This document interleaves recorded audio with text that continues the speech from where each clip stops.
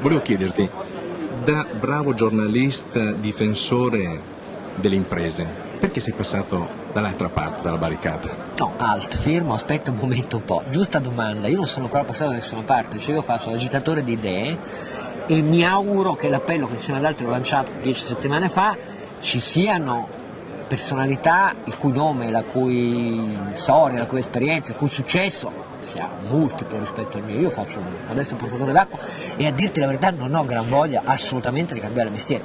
In altre parole, siccome ci ho messo tanti anni a costruirmi questo pezzettino, io sono un lavoratore autonomo, non credo che nessun grande giornale mi assumerebbe mai, perché in tanti mi hanno cacciato, e quindi non sono ricco abbastanza per fare politica in questo paese, essendo, come vorrei essere, al di sopra di ogni sospetto, perché questa è la ragione di incazzatura profonda di milioni di italiani e io la condivido. Prendo una battuta del convegno di prima. Chi sono questi cretini che forse vogliono sistemare i conti di questa povera Italia? Come e chi sono?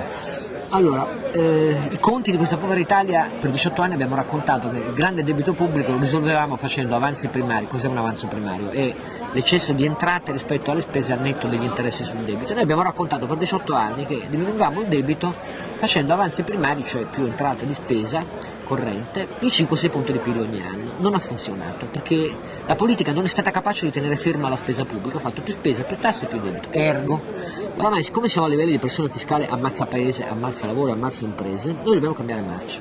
Dobbiamo tentare di restare in Europa nei mercati che diffidano di noi, però dobbiamo abbattere il debito pubblico con gli attivi pubblici che ci sono molto cospicui, che fino a questo momento lo Stato non ha mai voluto dismettere, perché lo Stato pensa di mettere ancora una volta le mani nelle tasche dei patrimoni dei cittadini.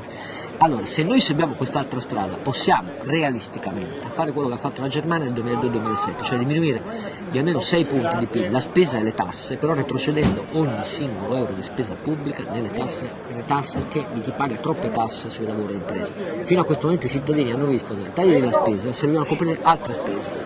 È questo che si tratta di invertire. 6 punti di pressione fiscale in meno di 5 anni sono tutta l'IRAP abolita e molti punti in meno di cuneo fiscale. Quindi è una cosa di fronte alla quale l'impresa, soprattutto quella piccola, e il lavoro giovanile trarrebbe grande giovamento. Quando dico quella piccola dico anche che bisogna cambiare però un principio del nostro ordinamento fiscale. Da noi c'è la progressività dell'imposizione fiscale per i redditi delle persone fisiche, ma per le imprese funziona al contrario. Più è grande un'impresa, più è finanziarizzata, più è una banca e più paga 30-40 punti in meno anche rispetto al 95-97% delle piccole imprese italiane. Questa roba va ribaltata, le piccole imprese devono pagare meno rispetto alle grandi imprese e a quelle finanziarizzate alla banca.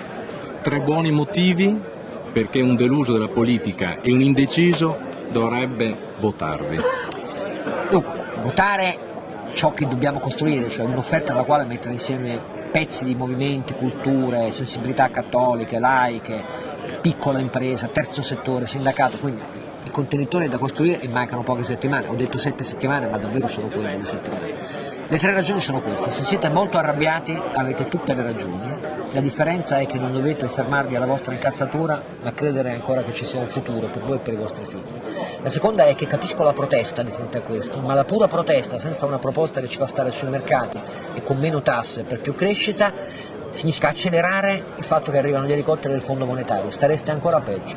La terza è: guardatevi intorno, avete ragione a non fidarvi di quello che avete visto in politica, nella vita pubblica e anche in tanti pezzi dell'impresa privata, per carità, che sono conniventi. Però il problema è che, come sempre, nelle maggiori difficoltà o si crede innanzitutto in se stessi, nella possibilità di fare un passo avanti, o altrimenti la collettività il passo insieme avanti non lo farà, dipende da voi.